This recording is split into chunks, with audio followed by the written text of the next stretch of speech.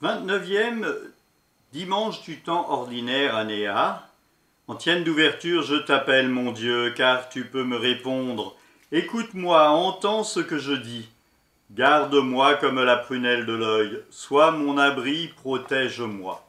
Première lecture, lecture du livre du prophète Isaïe, chapitre 45, versets 1 et versets 4 à 6. Psaume 95. Rendez au Seigneur la gloire et la puissance. Deuxième lecture, lecture de la première lettre de saint Paul apôtre aux Thessaloniciens, chapitre 1, versets 1 à 5. L'antienne pour l'Alléluia. Vous brillez comme des astres dans l'univers en tenant ferme la parole de vie. Évangile de Jésus-Christ selon saint Matthieu au chapitre 25. Au chapitre 22, versets 15 à 21. En ce temps-là, les pharisiens allèrent tenir conseil pour prendre Jésus au piège en le faisant parler. Ils lui envoient leurs disciples, accompagnés des partisans d'Hérode. « Maître, lui disent-ils, nous le savons, tu es toujours vrai, tu enseignes le chemin de Dieu en vérité. Tu ne te laisses influencer par personne, car ce n'est pas selon l'apparence que tu considères les gens. Alors, donne-nous ton avis. Est-il permis, oui ou non, de payer l'impôt à César l'empereur ?» Connaissant leur perversité, Jésus dit, « Hypocrite, pourquoi voulez-vous me mettre à l'épreuve? Montrez-moi la monnaie de l'impôt. » Ils lui présentèrent une pièce d'un denier. Il leur dit, « Cette effigie et cette inscription, de qui sont-elles » Ils répondirent, « De César. » Alors il leur dit, « Rendez donc à César ce qui est à César, et à Dieu ce qui est à Dieu. » Acclamons la parole de Dieu, louange à toi, Seigneur Jésus.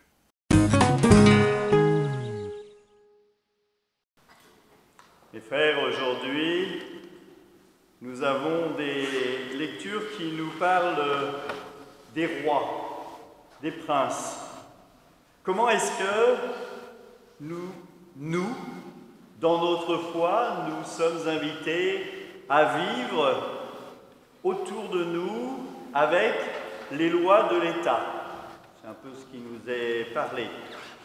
La première lecture nous parle de l'influence de Dieu sur Cyrus.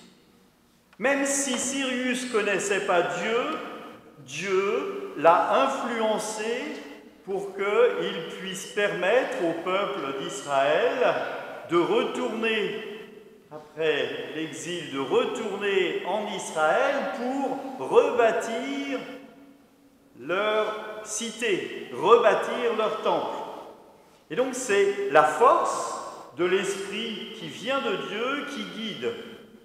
Il fallait quand même que Cyrus soit dans de bonnes conditions et dispositions et qu'il écoute ce que lui disait son cœur. Et ça, c'est un peu le lot de chacun d'entre nous. Nous entendons l'esprit qui nous parle, nous fermons la porte et nous passons à autre chose. Nous ne l'écoutons pas. Donc Cyrus est un peu comme nous. Des fois il écoute, des fois il n'écoute pas, mais là il a écouté. Et donc il permet au peuple d'entrer au pays et de reconstruire le temple. L'Évangile, lui, nous parle aussi du lien entre l'occupant, puisque c'est l'occupant romain qui est là, et le peuple, et les questions, c'est les questions de l'Église. Si Jésus dit, eh bien, avec l'argent de César, je peux payer l'impôt, eh bien, il passe pour un collaborateur. S'il dit, eh bien, je ne dois pas payer l'impôt, eh bien, il passe pour un renégat et il sera dénoncé aux Romains. Dans les deux cas, il est soit dénoncé aux Romains, soit il est pris pour un traître aux yeux du peuple. Sa réponse, elle est qu'il faut bien sentir ce qui appartient à Dieu et ce qui appartient à l'État et ce qui appartient aux hommes. Et c'est d'autant plus vrai que cette question est posée pour le piéger. On entend ça, hein. Pour le piéger, parce qu'il aurait pu passer aussi comme détour pour dire, mais au temple, il y a une monnaie spéciale. Parce qu'à cette époque-là, il y avait, si vous vous rappelez, les chasseurs, Jésus qui chasse les vendeurs et les monnayeurs. Eh bien, les monnayeurs, j'arrivais avec des pièces à l'effigie de César, je les changeais avant d'entrer dans le temple pour que dans le temple, il n'y ait que des pièces spéciales du temple, une monnaie spéciale. Donc on voit bien là la différence. Alors là, tout à l'heure, à la quête, vous mettrez l'argent que vous avez dans vos poches. Mais sur les billets, il n'y a pas trop d'effigie, donc ça va. Néanmoins, il nous faut entrer dans cette relation que nous ne sommes bien sûr pas du monde. Le Christ dans Saint Jean nous dit ça, vous n'êtes pas du monde, mais nous sommes quand même dans le monde. Donc il faut arriver à juguler les deux, à coordonner et à arriver à vivre avec les lois de la République en France, et qu'il faut respecter, et ce que nous demande la foi. Si je reprends la deuxième lecture, j'entends saint Paul qui se réjouit. Il écrit, c'est peut-être la première lettre qui a été écrite bien avant les évangiles. Hein, il faut les remettre dans l'ordre. Et saint Paul se réjouit. Nous rendons grâce au sujet de vous tous, en faisant mémoire de vos prières. Vous avez une foi active, une charité qui se donne de la peine et une espérance qui tient bon. Il remet la foi, la charité et l'espérance au centre de son discours. Puisque nous sommes dans le monde, lorsque nous sommes et dans le monde et dans l'Église, il nous faut agir en foi, espérance et charité. Cela doit nous inviter à guider nos pas dans le monde d'aujourd'hui, autant au travail, et ce n'est pas toujours simple, que dans les activités associatives et autres. Il nous faut œuvrer dans la foi, l'espérance et la charité. Je suis en train de faire un montage vidéo et qui me touche fort, et on a sur ce montage une espérance de la foi, de la charité qui sont unies et qui nous permettent de voir que dans l'Église, dans les œuvres sociales et dans le travail, on peut juguler les trois. Alors vous aurez la chance bientôt d'avoir cette vidéo, mais c'est une grande grâce. Moi j'en suis encore édifié. Et ce qu'il nous faut comprendre, c'est que le Christ nous invite non pas à séparer les uns et les autres. Alors bien sûr, quand nous sommes dans l'Église, eh bien nous sommes invités à peut-être laisser à la porte nos affaires administratives et venir et offrir le temps pour le Seigneur. Mais peut-être, lorsque nous sommes à l'extérieur, eh bien continuer d'y amener la foi, l'espérance et la charité. Alors bien sûr, sans faire de prosélytisme. Et puis, il y a tous ceux qui ont un travail, qui ont, au regard de l'État, ne doivent pas annoncer. Mais moi, je dis souvent, annoncer la foi, l'espérance et la charité, ça peut se faire de plein de manières.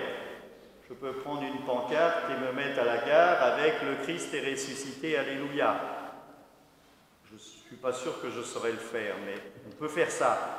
Mais on peut aussi tenir la porte à quelqu'un qui va sortir d'une boutique et qui a les mains chargées afin de pouvoir l'aider. On peut prendre le temps de parler avec ses voisins. On peut le faire avec le masque aussi. On peut entrer en relation avec celui qui est seul et qui se sent mal. On peut l'appeler. Et tout ça, Si c'est fait avec la foi, l'espérance et la charité, eh bien ça portera du fruit. Parfois nous ne pouvons pas aller physiquement voir des gens, mais nous pouvons les appeler. Je vous invite à regarder les bancs vides, à vous dire tiens, il manque un tel, un tel, un tel. Dans la semaine, j'en appelle 2 ou j'en appelle 3. Et je leur dis qu'on a prié pour eux, parce que c'est vrai, on prie pour eux. Et ça fait partie de notre vie. Je crois que ce texte, des fois, on comprend un peu bizarrement. Oui, l'argent, c'est pour le monde, et puis Dieu, c'est autre chose. Non. Non. On allume la lumière, on allume les cierges, et il a bien fallu que je les paye. Donc là, l'argent, ça fait partie de notre vie, que l'on soit dans l'église ou pas. Mais, quand on est dans le monde et quand on est chrétien, eh bien, il faut s'armer. C'est ce qu'il nous dit, hein, armez-vous. Armez-vous de la foi, la charité et l'espérance, pour pouvoir être fort. Je crois qu'il faut reconnaître cela avec justice et avec force. Il faut voir que le chrétien, il est dans le monde. Alors, il n'est pas forcément du monde, mais il est dans le monde. Et dans le monde, nous devons annoncer à temps et à contre-temps le Christ. Avec justice et avec justesse, les deux. Il ne faut pas être agressif, il faut être avec justice et avec justesse. Je vous inviterai aussi à prier pour ce qui se passe en ce moment. Donc, il se passe des problèmes avec le Covid, mais il s'est passé récemment un problème plus important, d'une intolérance incroyable. Je pense que cela est inadmissible et que notre foi doit passer au-delà. Notre foi doit nous aider à comprendre. Notre foi ne doit pas nous rendre obscurantistes. Sinon, nous ne sommes pas chrétiens. Sinon, nous avons tout raté. Sinon, nous ne sommes pas le témoignage de l'amour du Seigneur. Nous avons demandé en commençant cette messe de demander à Dieu d'être miséricordieux, de déposer en nous tout son amour et de nous offrir la paix et de nous pardonner nos péchés. Et ça, c'est ce qu'il y a de plus important, la miséricorde du Seigneur. Alors bien sûr, il y a des choses qui nous gênent, des choses qui nous posent problème, mais une chose est certaine, jamais une vie ne mérite d'être ôtée. Soyons des chrétiens heureux, fiers, mais justes, intolérants sur le non-respect de la vie. Que notre prière soit pour les uns et les autres, et particulièrement pour ce jeune Samuel qui a retrouvé le Père.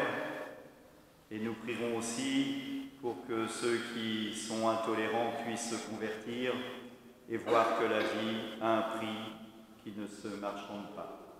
Amen. Accorde-nous, Seigneur, de te servir à cet autel en toute liberté d'esprit.